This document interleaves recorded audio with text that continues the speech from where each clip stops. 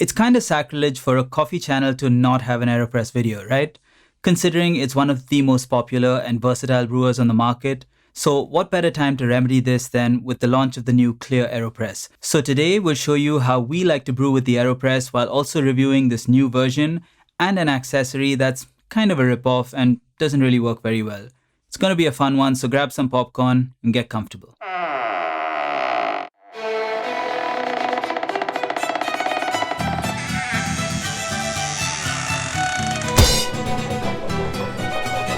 Okay, this unit was sent to us by Benki Brewing Tools. No money exchange hands, and they don't get to watch this before any of you do. They're amazing, and if you're in India and looking to buy some coffee gear, then definitely check them out. The link is in the description below. So a company called Tiny Capital in Canada recently purchased controlling interest in AeroPress, and with this change in management, we're seeing a bunch of new products and accessories being launched, two of which we'll be reviewing today. Now, we all know the AeroPress is an incredibly versatile brewer, which is also surprisingly easy to use, so it's no wonder it's as popular as it is. I like to call it the jack of all trades and nearly master of one. It's capable of a wide gamut of brews and has a pretty shallow learning curve.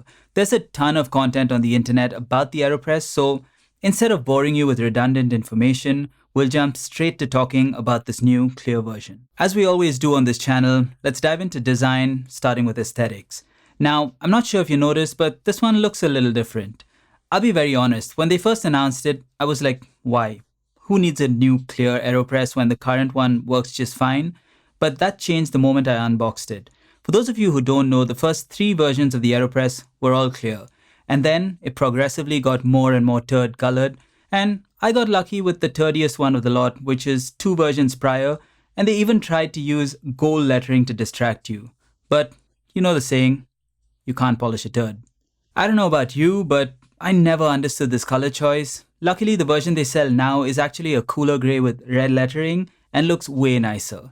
Anyway, so I've never used the first few versions, and it's probably why I was surprised at the number of people on the interwebs that wanted a clear version.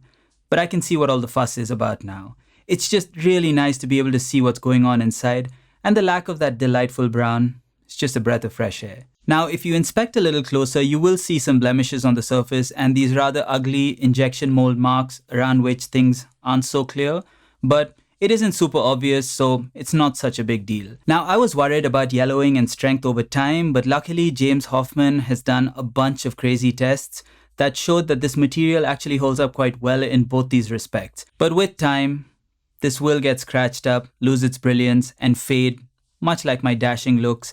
And when that time comes, you can look at your beat up, not so clear AeroPress and be grateful that at least it isn't brown.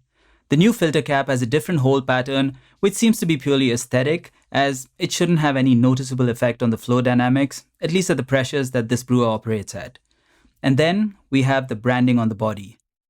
I was really hoping they did a better job with this time around. Unfortunately, it's just as tacky as on the previous one. At least it isn't gold. The print job just feels a bit shoddy and the logo is obnoxiously large. With this change in management, they also seem to be in the midst of a rebrand of sorts, so we can see some inconsistencies in the branding.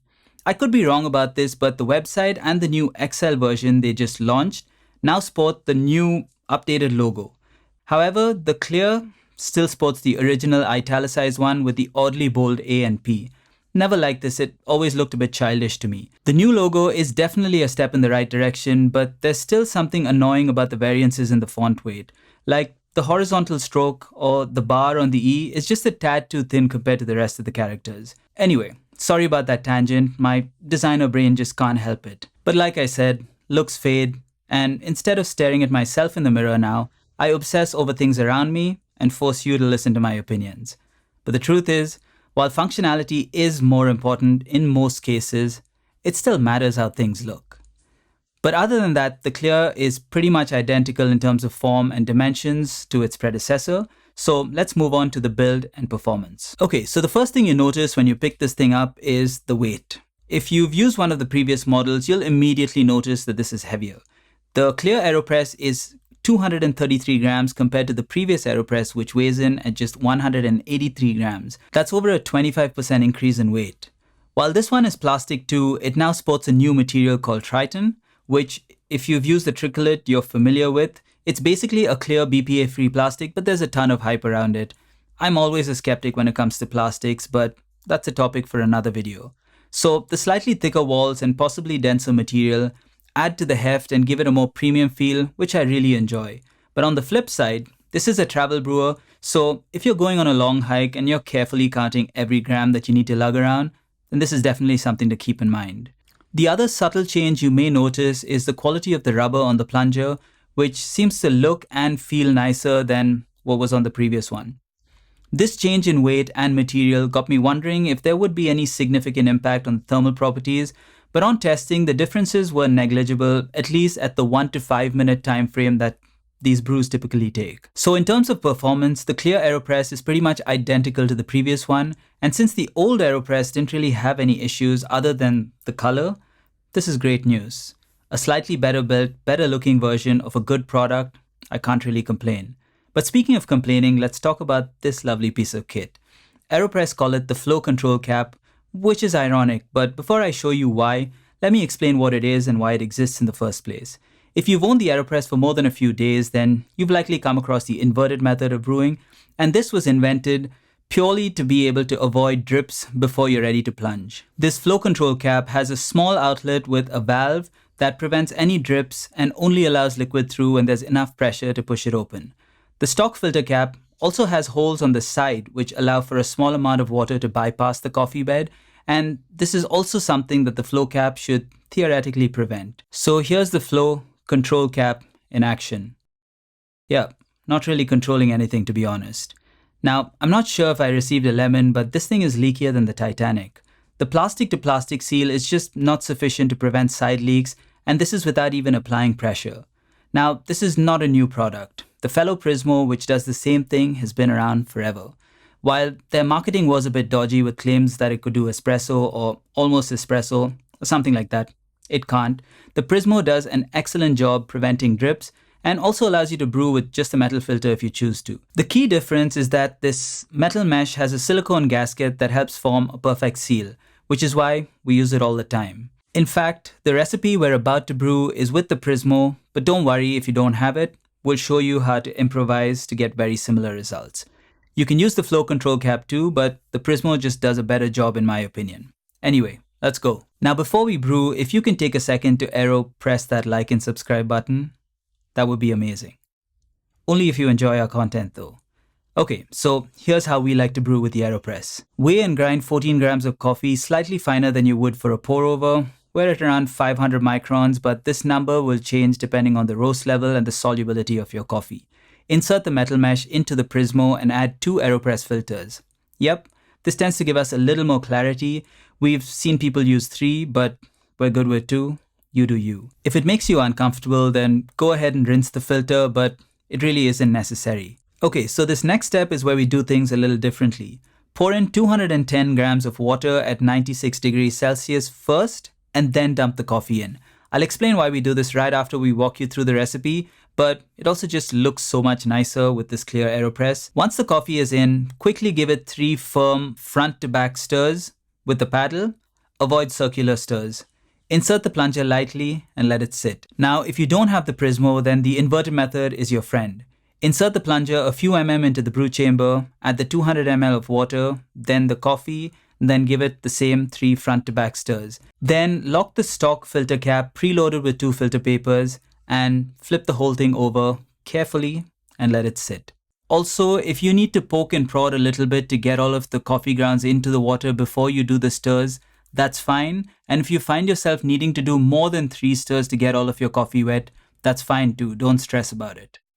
You may have a few drips, but that should stop very soon because of the vacuum created by the plunger being inserted. The steps that follow are identical for both methods. At the 1 minute mark, give it 3 to 5 wiggles like so, and you can even rotate it 90 degrees and give it a couple more. Just make sure that you've knocked down any crust that's formed at the top. If you don't have enough space to wiggle, then just go with swirls. Then wait till the timer hits 2 minutes and give it another gentle wiggle and plunge slowly over the next 45 to 60 seconds until you hear a hiss. If you're using the flow control cap, then you may be lucky, like we are, to hear this at the end of your brew. While this accessory isn't great, these farts definitely put a smile on my face. Now, it takes a little practice to understand what kind of resistance you should be feeling when pressing, much like with a manual espresso machine. But as a good starting point, just use the weight of your arm and the whole thing should be done in around 45 seconds. If you're having to push too hard, then you've ground too fine, too easy, and you're too coarse. But always taste and tweak. And that's it. Remove the Prismo, press the grounds out, give everything a good rinse, and you're all set for your next brew. And enjoy the hopefully tasty brew. While I prefer a well-brewed pour-over, the AeroPress is less finicky, and with a little bit of care, you can consistently get delicious cups of coffee with great texture and a decent amount of clarity. Okay, coming back to the idea of adding water first, this comes from a Clever Dripper recipe where it prevents clogging of the filter and stalling the brew. My guess is when the stream of water hits the grounds, it dislodges the fines and pushes them straight onto the paper. When you put the grounds onto the water, this happens a lot less. Similarly with the AeroPress, we found that the resistance when pushing down is less when adding the grounds to the water as opposed to the other way around. So I'm assuming a similar thing is happening, where fewer fines are settling onto the paper. I don't know, I could be wrong and I'm sure someone will correct me in the comments below. But we found the brews to have a little more clarity and also be a little more consistent. But this is just what I've observed, so I'd love to hear your experience using this technique. Also, when using the inverted method, technically you can add the coffee first, but this does change the type of agitation. So if you want to stay as true as possible to the Prismo method, then this is the way to go. Okay, let's talk price and who this is for. So while we now have a nicer looking, nicer feeling AeroPress with what I would call a small material upgrade, we do lose some things. So in terms of accessories, with the original AeroPress, you got a scoop, a paddle, a funnel, 350 filters, and a filter holder. With this one, you now get a scoop, the paddle, and just 100 filters. Look, I don't work at AeroPress, so I can only imagine that this was a cost-cutting exercise given the current state of the economy. I also assume they save money on shipping now that the boxes can be smaller. So here's my take. I don't really care much for the holder or even the funnel, to be honest. The only time I use the funnel is to get beans from one bag of coffee to another. Never really used it with the AeroPress. I also don't mind the increase in price to $49.95 for a better built and better looking brewer, because if you're on a tight budget, you can still buy the original for $10 less. What I don't particularly like is the drop from 350 to 100 filters. This to me feels like a downgrade, and that's something you don't ever want your customer to feel. It's psychological, but removing an accessory entirely is better than providing a crappier or lesser version of what they're used to. Kind of like Apple ditching the charger entirely as opposed to giving you a basic slow charger. But it is what it is, and I'm fine with all of the other changes, but they should have just left the 350 papers in. Okay, so who is the clear AeroPress for? Well, if you're someone whose old AeroPress is beat up and it's time for an upgrade and you dig all of the improvements that I just mentioned, then go for it. Number two, if you're buying your first AeroPress and you don't mind spending the extra $10, then I definitely get this over the OG. Number three, it's a very forgiving and approachable brewer, which is why I think it's the best way for someone to get into coffee brewing. So if you're just starting out, then honestly, the AeroPress is the best and most fun way to get started. And lastly, if you collect brewers and own all of the other versions, then you should definitely add this to your collection. Well, I hope you found this video useful, and if you do try our recipe, then we'd love to hear how you got on in the comments below. And as always, thank you so much for watching, and brew aram se.